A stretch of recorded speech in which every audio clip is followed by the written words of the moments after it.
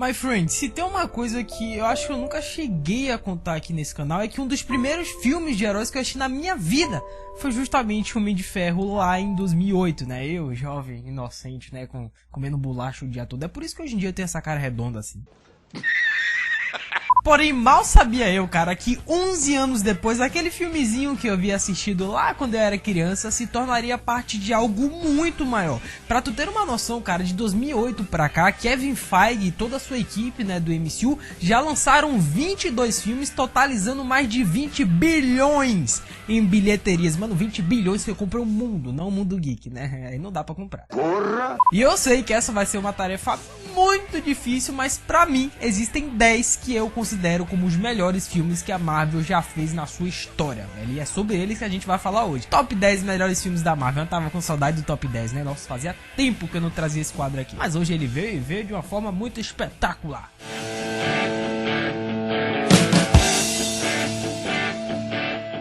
Olá a todos, eu me chamo Lucas Santana e já larga logo aquela voadora aí nesse like, porque em 10º lugar temos justamente Homem de Ferro, lançado em 2008. Olha só que maravilha, eu amo esse filme, velho. Cara, pensa comigo, mano.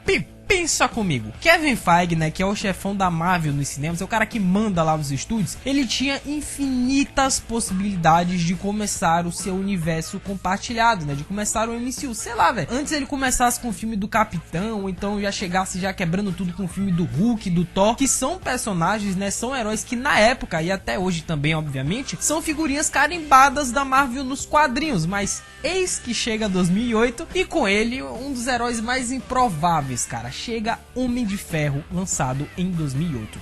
Um filme sobre um herói considerado até então classe B da Marvel e um ator que foi muito, mas muito questionado na época, né? Porque caso tu não saiba, o Robert Downey Jr. ele nem sempre foi essa figura caricata, né? Que todo mundo ama, cara, que Hollywood ama. Não, nunca foi assim não, mano. O Robert Downey Jr., inclusive, ele já chegou a ser preso, mano, por porte de armas e drogas. Mano, o Homem de Ferro já foi preso. Só que, cara, eu não sei explicar, mano, o que aconteceu. Parece que tava escrito nas estrelas, tá ligado? Sendo assim, Robert Downey Jr. e todo o seu carisma trouxeram a história do Tony Stark, que após alguns estilhaços causados por uma explosão terem atingido o seu core, o mesmo é capturado pelo grupo terrorista dos 10 Anéis, constrói o Mark I, foge da caverna, constrói a Mark III e derrota o Obadiah Stane, que até então, né, ele era considerado o grande amigo do Tony Stark, né, mas secretamente foi ele que havia tramado a morte do Tony, né? O assassinato do Tony para ele poder assumir as indústrias Stark. Olha que cara vagabundo, velho. E o final desse filme, gente, o final de Homem de Ferro foi marcante por dois motivos. Primeiro, que o Tony Stark ele vai a público e assume que é o Homem de Ferro. Mano, essa frase, velho, posteriormente, futuramente viria a se tornar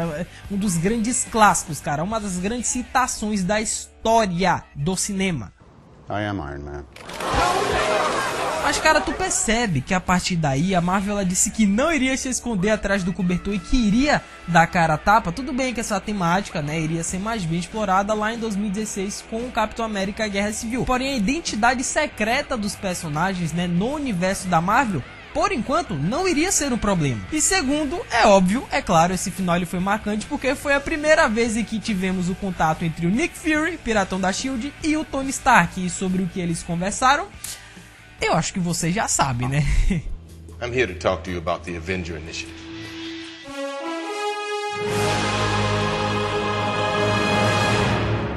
Em nono lugar temos esse que pra mim, cara, é a exemplificação perfeita do que é a Fórmula Marvel, Spider-Man Homecoming. Galera, apesar dos dois primeiros filmes do Homem-Aranha, né, terem tido aí uma recepção excelente, inclusive eu, Lucas Santana, acho o Homem-Aranha 2 do Sam Raimi um dos melhores filmes de heróis já feito na história da humanidade, mas cara, convenhamos que os três últimos filmes que a Sony produziu do Cabeça de Teia foram tanto quanto Last Marvel, né, velho?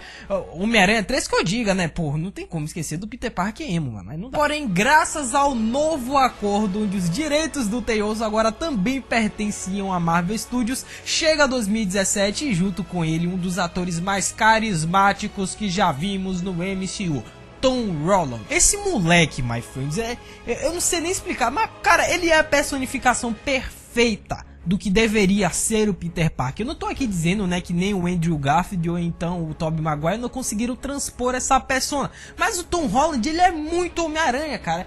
Eu não sei explicar, ele é um garoto inseguro, ele é um garoto cheio de problemas, só que ao mesmo tempo ele tenta manter as boas notas, né, afinal ele tá no ensino médio, e em paralelo a tudo isso, ele luta contra ameaças intergalácticas, né, eu vou ali derrotar o Thanos rapidinho e depois eu volto pra fazer atividade de biologia. Esse moleque é demais, porque Homecoming é um filme família, possui humor, contém o drama, apresenta a jornada do herói, porém se tratando especificamente do Homem-Aranha, tudo isso é feito de forma cirúrgica a ponto de você não levar muito a sério. Afinal, é um filme, né, é um longa que retrata a história de um super-herói, não um filme baseado em fatos reais, né, então não precisa levar tudo ao pé da letra, né, e ainda mais se tratando do Homem-Aranha, gente. Vocês conhecem o Cabeça de Teia, né, amigão da vizinhança, o cara da zoeira. É um filme muito divertido, sem muito enfeite, porém muito bem executado, cara. O personagem que vimos roubar o escudo do Capitão em Guerra Civil viria a se tornar posteriormente um dos nomes mais emblemáticos da Marvel nos cinemas.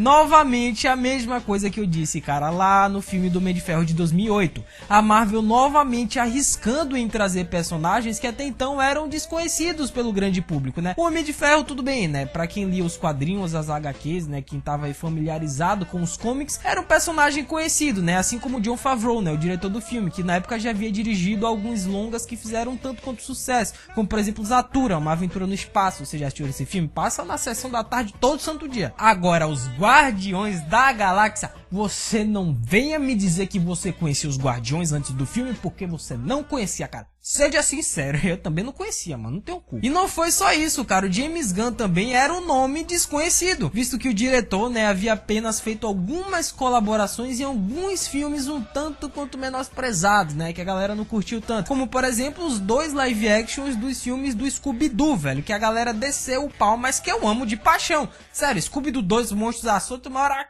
que eu amo esse filme de paixão, velho. E, my friends, a preocupação da Marvel, cara, era tão eminente com esse filme que a própria editora decidiu soltar algumas histórias em quadrinhos antes do lançamento do filme, né, pra que a galera não ficasse perdida. Porém, toda essa preocupação foi evaporada, foi pros ares quando o filme finalmente chegou aos cinemas. E Guardiões da Galáxia, meus amigos, foi um verdadeiro espetáculo. Um humor que foi muito bem encaixado, personagens extremamente cativantes, efeitos visuais de brilharem os olhos, uma trilha sonora que marcou, cara, e acima de tudo, um dos finais mais inesperados do universo da Marvel.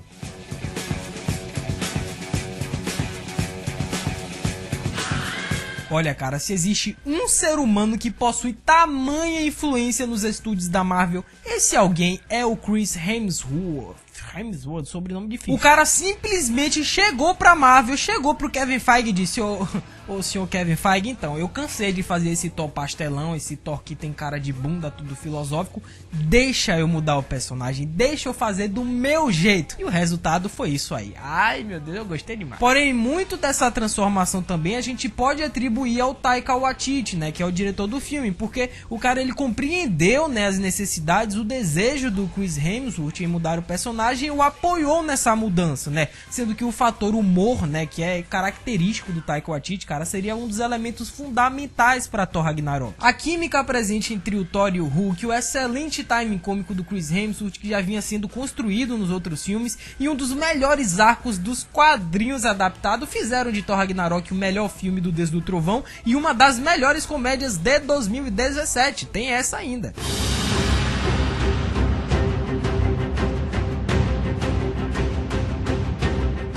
Um filme que colocaria lado a lado os dois personagens mais importantes do universo da Marvel. É no embate entre o Capitão América e o Homem de Ferro que se inicia a fase 3 do MCU. Meu Deus, essa fase foi demais. My friends, primeiramente a gente tem que tirar o chapéu aqui pros irmãos russos, né, cara? Porque antes mesmo deles dirigirem, né, fazerem aí Vingadores Ultimato e Guerra Infinita, os caras simplesmente presentearam os fãs com esta obra-prima aí que é perfeita em todos os aspectos, cara. Porque a forma como eles trabalharam cada personagem nesse filme, dando destaque pra cada um, é que foi algo louvável, mano. Capitão América Guerra Civil foi um dos melhores filmes da Marvel. Tudo bem, cara, eu entendo, né, que nesse filme, nesse contexto, tanto o Steve Rogers quanto o Tony Stark foram os dois personagens centrais da trama, né? Porém, personagens como o Bucky, por exemplo, pra mim foi um dos melhores desse filme. Afinal, a sua real história e o fato de ter sido ele o responsável pelo assassinato dos pais do Tony Stark foram agentes catalisadores desse filme que influenciaram a continuidade da história, mano. Isso é muito importante. E apesar do confronto, né, cara, ser entre aliados, né, ser entre os Vingadores, embora cada um ali esteja, né, defendendo os seus ideais, essa foi a primeira vez em que a ameaça em questão não foi nenhum ser de outro planeta ou então alguma criatura de cor roxa.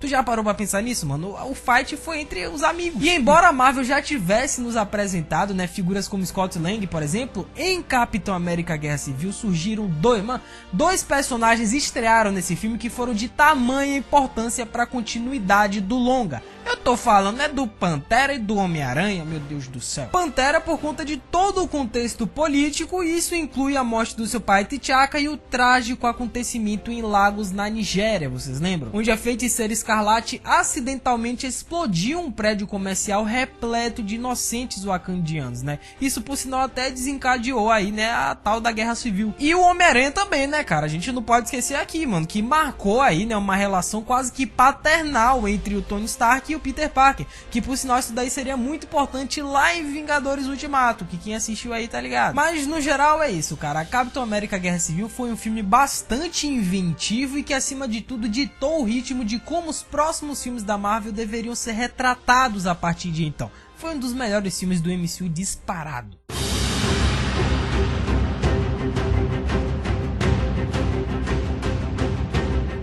Saímos de um filme do Capitão América e agora vamos para outro, olha só. E olha que eu sou Team Iron, mano. Eu sou Team Iron, mas eu tenho que dar o braço a torcer porque os filmes do Capitão são bem melhores, né? Convenhamos. Ok, Lucas, tá, vá, se expliquem. Por que o Soldado Invernal está na frente de Capitão América Guerra Civil? O que é que você viu de tão diferente nesse filme?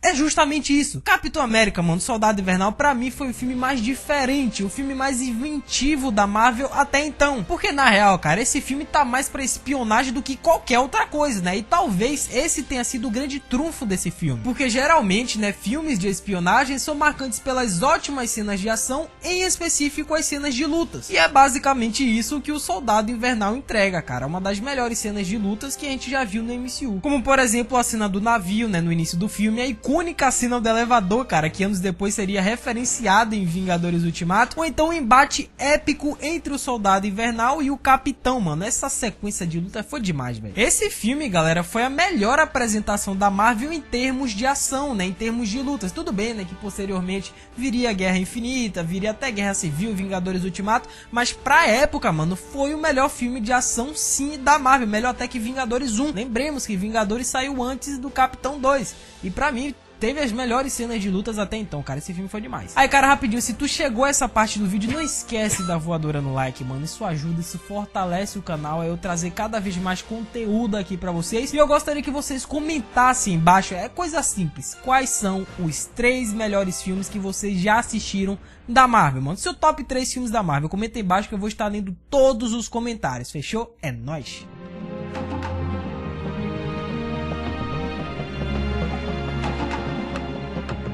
Em quarto lugar temos esse filme, minha gente, que eu considero, mano, você pode falar o que você quiser, Vingadores Ultimato, Guerra Infinita, Vingadores Era de Ultron, eu considero Pantera Negra como o filme mais importante que a Marvel já fez em toda a sua história, cara. Meu, esse filme é demais. Após a morte do seu pai e até então o rei de Wakanda, T'Challa agora se torna o líder e ao mesmo tempo em que tenta lidar com as ameaças externas que assolam a sociedade de Wakanda. Cara, eu não sei direito explicar o que acontece com a Marvel. Sinceramente, eu não sei, porque ela consegue pensar em todo mundo. É inacreditável. Foi um salto gigantesco pro Marvel Studios e isso se refletiu tanto na crítica quanto na bilheteria, pois a cultura belíssima de Wakanda, o seu ritmo envolvente e a mensagem mensagem transmitida fizeram de Pantera Negra, cara, é um dos filmes mais importantes dos últimos anos. E o que foi o Killmonger, meus amigos? Mano, o Killmonger, o Michael B. Jordan esbagaçou nesse filme, velho. O moleque tá demais. E embora o Killmonger não seja necessariamente um vilão, né, eu coloco ele mesmo assim ao lado do Loki e Thanos como os melhores antagonistas do MCU. O Michael B. Jordan tá inacreditável nesse filme, meu Deus do céu, eu sou muito fã desse cara. Mano, aquela cena do final do filme, né, dele com Pantera, ele realizando aquela fantasia que ele sempre teve, né, desde criança, de ver o pôr do sol de Wakanda, mano, escorreu um suor masculino, mano. Me desculpa, mas aconteceu.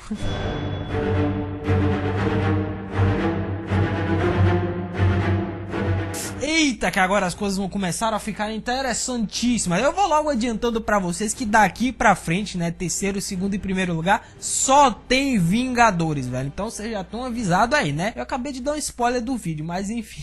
Após o Loki ter roubado o Tesseract das mãos da SHIELD e posteriormente ter trazido uma lasca de forças alienígenas pra Terra, ô miserável, o piratão de todos nós, Nick Fury, põe em prática pela primeira vez a iniciativa Vingadores, Avengers. Gente, já não era novidade pra ninguém que o Joss Whedon, ele era um ótimo escritor e acima de tudo um excelente diretor. E isso ficou evidente a partir do momento em que Vingadores foi um filme que falou diretamente com o fã, cara. Velho, tu sabe há quantos anos os fãs aguardavam esse momento? Muitos até julgavam como impossível, né? Porque, pô, um filme com Hulk, com Thor, Capitão América, vai pensar nisso nos anos 90, nos anos 80. É um negócio que não tinha como rolar, mano. Mas aí é que tá. Rolou e rolou da melhor forma possível, porque Vingadores foi um dos filmes mais importantes que a Marvel já fez, velho. Porém, para unir todos esses personagens em uma única história, era necessário um vilão à altura. Era necessário um antagonista que fizesse frente aos seres mais poderosos do universo. Eu acho que não tinha ninguém melhor do que o Deus da trapaça, né? Tom Hiddleston já havia demonstrado toda a sua ganância no filme do Thor, um traiçoeiro louco por poder e que acima de tudo só queria ser rei. Ela lembrou até daquela música, eu acho que é do Rei Leão. E parece que finalmente ele teve mais uma chance, dessa vez muito mais preparado. Só que o que ele não contava é que do outro lado da cidade tinham 6 pessoinhas capazes a proteger a Terra, mano. Tinha os Vingadores. Foi um dos filmes mais importantes do Marvel Studios e também um dos mais lucrativos, cara. Era algo até então inédito nos cinemas e que pôs em prática o primeiro grande blockbuster da Marvel dos muitos que estariam por vir. Esse filme eu amo de paixão, cara.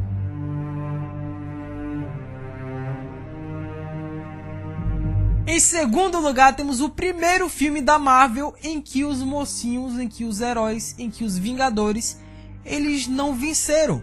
Mano, eu lembro que eu saí da sessão de Guerra Infinita, cara, parecendo que eu tava saindo de um funeral, porque a sensação foi a mesma. Velho, desde 2008, mano, a Marvel sempre ensinou, sempre doutrinou para nós fãs de que os heróis, de que os mocinhos, eles sempre vencem, mano. Porém, o que a gente não sabia era que Vingadores Guerra Infinita não era um filme que falava sobre os Vingadores, e sim um filme que falava sobre o Thanos, a humanização de um dos vilões mais importantes da história do cinema. É o que eu sempre digo, my friends, quando a Marvel iniciou o seu universo compartilhado em 2008, a missão era clara: preparar os seres mais poderosos do universo para poder combater ameaças globais, tipo o Thanos. Mano, a gente percebe nesse filme que o Thanos, ele é tão frágil como nós seres humanos, tá ligado? O cara simplesmente abriu mão daquilo que ele mais amava para poder alcançar os seus objetivos. Foi um antagonista, meus amigos, perfeitamente retratado em todas as suas nuances. Chega, falei bonito. E se nos dois primeiros Vingadores ou até Guerra Infinita a Marvel já havia, né, nos apresentado o seu poderio quando o assunto é unir diversos personagens em uma única história, mano, em Vingadores Guerra Infinita a gente vê o mosaico por completo, tá ligado? Todas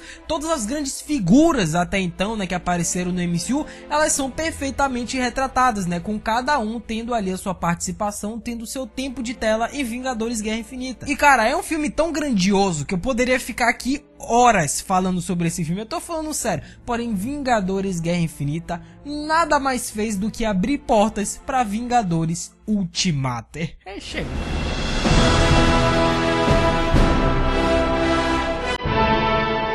E por fim, temos temos ele, cara. A minha primeira pré-estreia da vida e o primeiro filme que eu chorei no cinema. Gente, eu chorei 2 vezes vendo Vingadores Ultimato, mano. Porque esse filme é isso, velho. Eu berrei que nem uma criança. No fundo, meus amigos, esse filme nada mais foi do que uma bela homenagem aos 11 anos e a todos os 22 filmes e personagens que foram eternizados no Marvel Studios. E se tem uma coisa, mano, que eu gosto muito de falar, né, pra galera que me pergunta, tipo, ah, Lucas, e Vingadores Ultimato, né, é bom, é o melhor filme da Marvel, o que é que você achou? Cara, a minha resposta é sempre a mesma. Vingadores Ultimato é um filme feito por fã para fã. Vamos com calma.